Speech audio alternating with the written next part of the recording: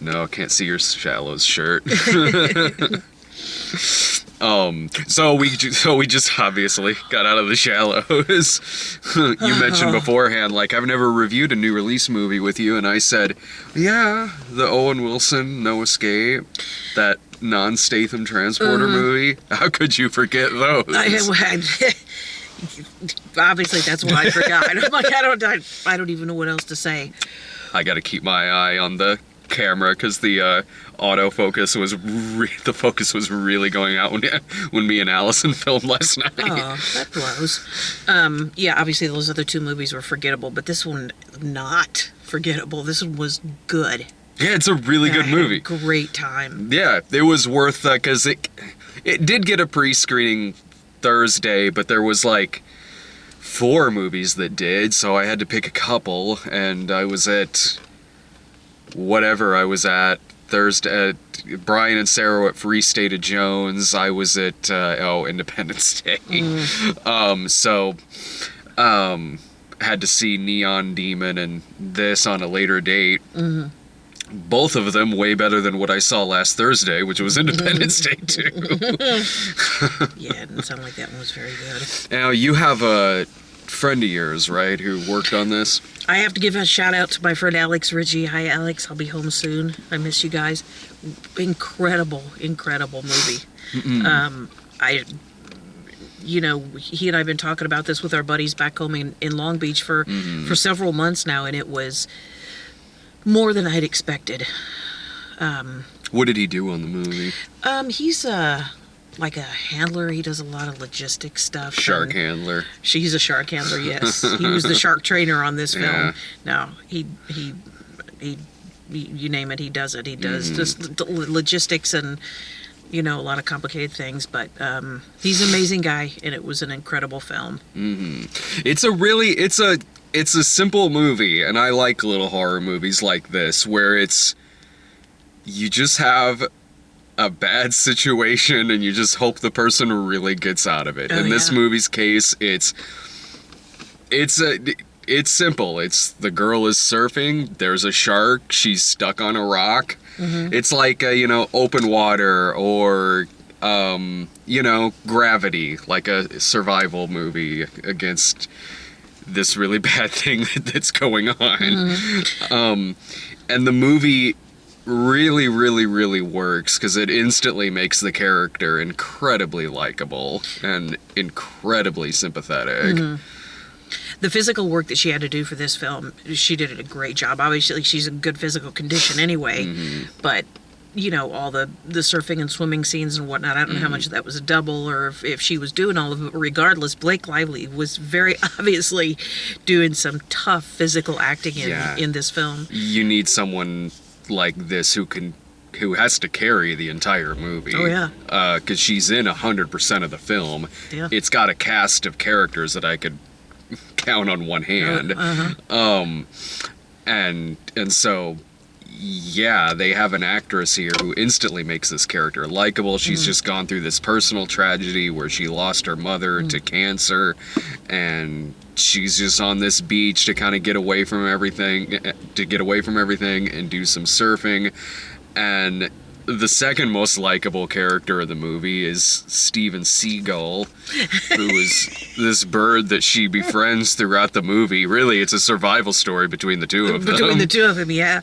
Yeah, whoever the animal actor trainer is for that bird, that guy was awesome. Yeah, the bird was great. That bird was like her Wilson.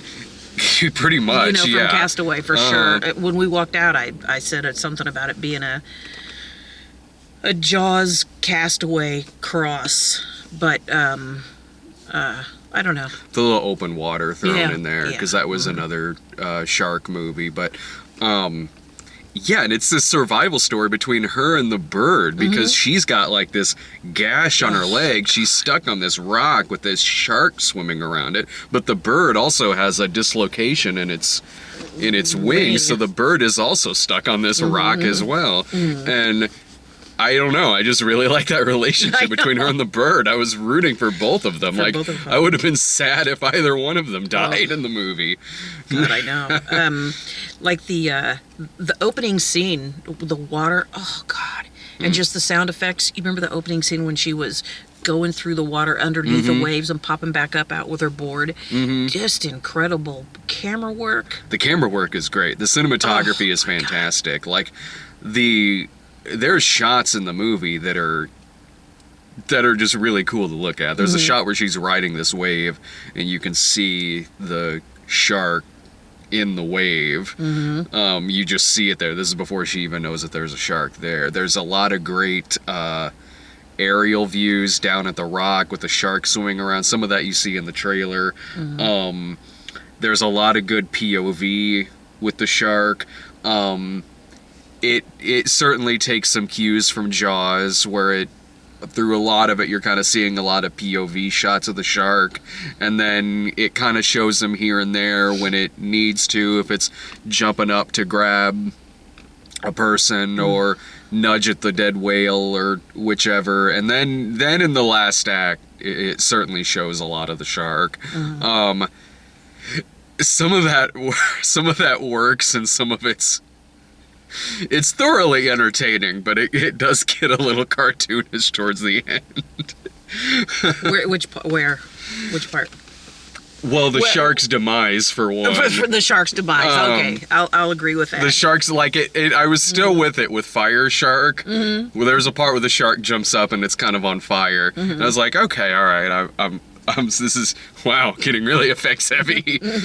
I was still with the shark's demise at the end was entertaining. It got a chuckle out of me. And what this movie does really, really well is it makes you hate that fucking shark. Oh, you hate that bitch. Like, goddamn. Because this shark is just an asshole. Like, it really is. It's less like, oh, the shark's just swimming around, he's really hungry, and he senses some blood, and, he's got to eat, or whatever. No, this shark is a dick. This shark is like fucking, it's Michael Myers. Like, it's a slasher movie character.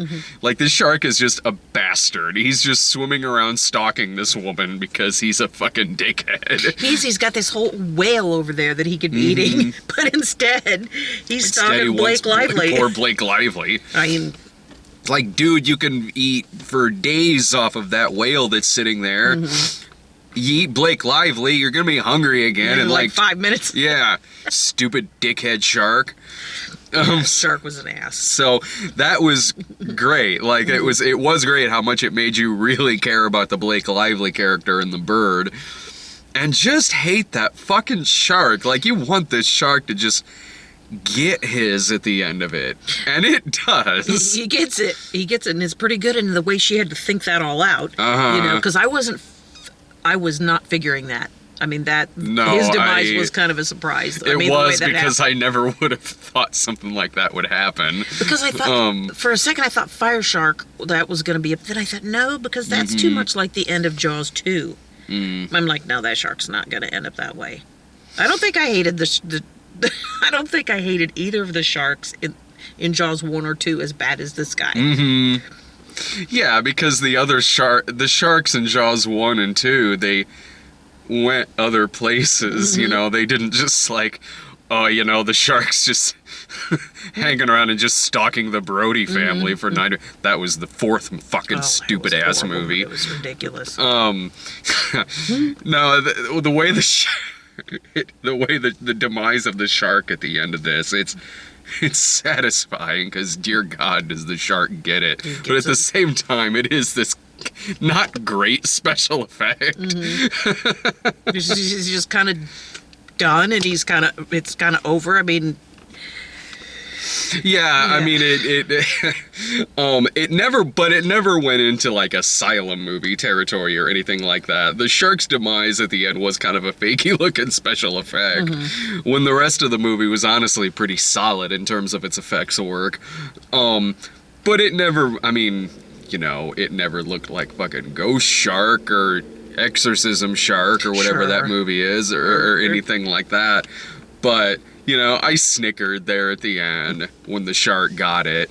Part of me felt like I was kind of supposed to, because it was a really over-the-top scene.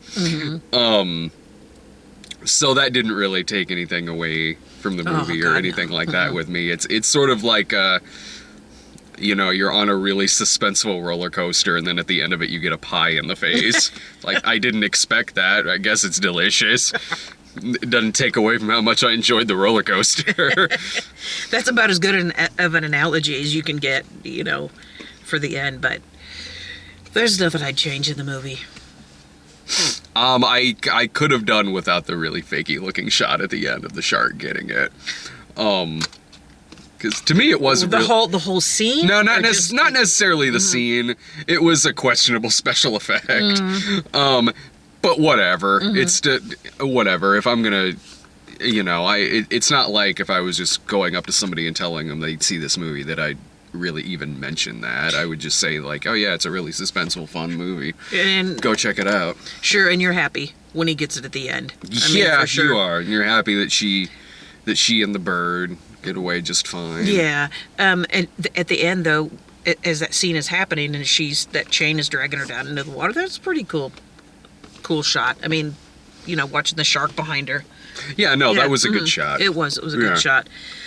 Yeah, that was a good shot. I've never seen that kind of shark death in a movie before, so I do got to give them that. At the end of the day, I would have preferred the same shot, but with like a mechanical shark or something. I would have preferred that over the effects that they went with in that particular shot. Going back just a little bit, like her big injury. I mean, I didn't get queasy, but I literally felt that in my stomach when she had to give herself, Oh yeah. God, a couple sutures, so to speak. But she did a great job. Yeah, no, the acting is totally solid. It's nice seeing because it's easy to make an entertaining shark movie. It is. You see them a lot anymore. The Sharknadoes are a blast. They're a blast. They at first granted I haven't really seen the last couple, I don't think. I saw the first two. For the most part, I was kind of like, hey, yeah, the Sharknado ones are entertaining enough. When it started getting just purely 100% meme heavy, I kind of started losing interest a little bit. But beyond those movies, like, it's easy to make a pretty entertaining, goofy ass shark movie, whether it's like Ghost Shark or the Shark Attack movies or things like that. You can get some entertainment out of seeing some sharks doing cartoonish ass shit. To make a scary one, a pretty fucking suspenseful one, you don't see that a lot anymore. And so it's nice to actually have something like this that shows that, yeah, shark movies can be above just making them a cartoon. Shark movies can still be pretty suspenseful. Oh, it was suspense. I mean, I was back in my chair and I was sideways and I was leaning forward and oh my God. I'm surprised this was only a PG-13. Yeah. I mean, there's shots in the movie where blood fills up the entire screen. There's a guy that it shows cut in half in this movie. I guess you can do that now. I guess I'm kind of crawling Yeah. onto the beach. Wow, like that part happened, and I was thinking, like, is this an R? But the marquee thing out above the theater room said PG-13. I'm like, I guess you can show people cut in half now. Well, and the thing about that guy's demise and the two other surfers is that guy, all you saw was her seeing him. No, that was a good shot. That was a good shot. That was a good shot because it's complimentary towards her acting in the movie because she has to act out this horrifying situation with just her eyes and just her expressions, and from that alone you kind of got to guess what she's seeing, and it works. She really makes it work. It does cut back to the beach and it shows the guy cut in half, and his bottom half is behind him and his top half is like crawling away. That was a good shot. The cinematography is really good in this movie. Oh, it is. And when the surfers, the first one, you don't quite see it coming, and all of a sudden the shark just jumps out and gets it. But it's good. Gosh, I'd see it again. I would recommend not watching the full trailer for this movie because it kind of gives away a lot. And I got that sense even when I was watching that trailer. It feels ridiculous even talking about this at this point in the video when I've already spoiled the entire thing. But no, when in the first trailer is all this movie needed. The first trailer showed Blake Lively is stuck on a rock. There's a shark surrounding her. She has to try to figure out how to get off. That should have been the only trailer for this movie, because right away that sold me on this film. And then they released this second trailer that showed that she eventually gets to the buoy, her stabbing the shark. It showed the demise of those other surfers. So honestly, those are pretty big plot points throughout the entire movie. So watching it, I knew eventually she was going to get off the rock and make it to that buoy. I knew those surfers were going to get killed. There was a bunch of stuff that I kind of saw coming just because I saw the trailer. I didn't it didn't show the ending of the movie, but a lot of other stuff it did. So I would honestly recommend staying away from that trailer. But yeah, again, like I said, they really just kind of needed the first trailer. But I still recommend seeing the movie in the theater. Oh yeah, absolutely. I would. And I mean, obviously, I have to do somewhat of a disclaimer because my buddy worked on this film, but at the same time, regardless of that, it's good. I mean, I don't know, have you seen since Jaws, have you seen a shark movie this suspenseful? Open Water was pretty good. Open Water? Actually, the second Open Water, I didn't think was that bad either. Other shark movies that are fairly suspenseful, I mean, I'm sure, but there was Great White with, I think James Franciscus was in that. That's going back a ways. That was all right. But no, other than Jaws, I can think of Open Water. I can think, well, there was Deep Blue Sea. That was cartoonish as shit. That had some jumps in it, though. I wouldn't say it was a thoroughly intense film, but it was entertaining. Well, a couple parts made me jump. Yeah, this one had jumps in it. My God. Anyway, it was fun. Yeah, I recommend it. Yeah, go see it. Okay, tomorrow I have Tarzan and The Purge election year. I've got those tomorrow. Ghostbusters isn't out for a couple more weeks, right? That comes out in a couple weeks. That comes out mid-July. Okay. There were some good trailers in front of this one, too. We got Don't Breathe, which I'm really excited about, with blind Stephen Lang stalking the people in the house. And we got a trailer for a sequel to Ouija. And the first Ouija was fucking terrible. But this one looks as good as the first one was terrible. You remember that trailer we got in there, the Ouija one? Yeah, like a couple years ago, there was a fucking Ouija movie out, and it was fucking bullshit. It was fucking terrible. This one, it's obvious they've got different people making this movie, because this looks night and day in terms of quality from this and that piece of shit Ouija movie from a couple years ago. I think it's the guy who did Oculus, and Oculus was a pretty good horror film. I think he's doing this Ouija movie, and it takes place in the mid-1960s. That did not look bad at all. Because the trailer doesn't start out like you think that's the direction the movie's going to go. And then it does. And you're like, oh my God. Especially since, I mean, you didn't see that Ouija movie. Oh, good God. Fuck. The difference is this movie looks like it's made by people who have seen horror films and are good at making them. So, yeah, it's quite a step up from the looks of it from that other Ouija board movie they had out. Which one's from the director of Conjuring? We saw a trailer for it's from the producer. It's produced by James Wan. James Wan, that's right. Lights Out. Lights Out, okay. Yeah, he's producing Lights Out. Okay. And what was that one that looked like that had Kate Mara in it, where it was like they were testing on some woman in a lab? Oh, Morgan. That looked like Splice meets Ex Machina. That looked fine. It's got Giamatti being weird in it, Yeah. so that should be good. Yeah, he's one of those that does weird really good. And for some reason, we got the trailer for Bad Moms. Ugh. Can't hardly blame the bad moms, but I don't know. I don't want to judge too soon. What, Bad Moms? It looks like Mom's Night Out, except it doesn't look fucking offensive and stupid. Well, Catherine Hahn's in that one, right? I like her, but Yeah, I like Catherine Hahn. yeah. I probably won't be at that movie. Will you send somebody to it? Oh yeah, but it probably won't be me. But anyway, yeah, I'll see you tomorrow with Tarzan and Purge election year. Go see Shallows. Yeah. Bye bye.